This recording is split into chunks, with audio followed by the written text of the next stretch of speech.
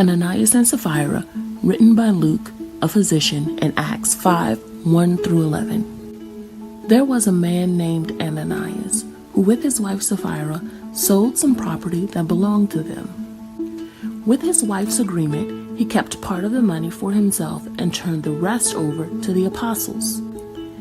Peter said to him, "Ananias, why did you let Satan take control of you and make you lie to the Holy Spirit by keeping part of the money you received for the property? Before you sold the property, it belonged to you, and after you sold it, the money was yours. Why then did you decide to do such a thing?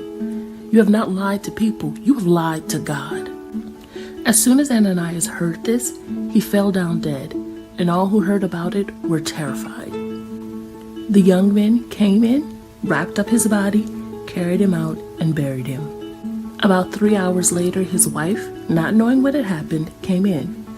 Peter asked her, "Tell me, was this the full amount you and your husband received for your property?" "Yes," she answered, "the full amount."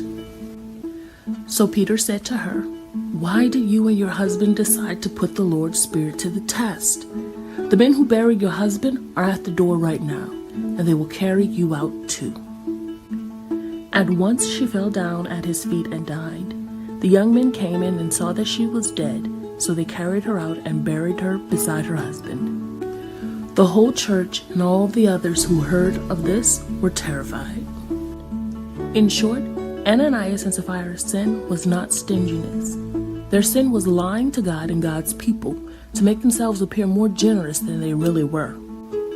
All lying is bad, but when we lie to try to deceive God and His people about our relationship with Him, we destroy our testimony for Christ. God hates sin and is concerned for the purity of His church, so commit to absolute straightforwardness and transparency in your relationships. Admit true feelings and motives, acknowledge faults, and be open to asking for prayer as well as praying for others.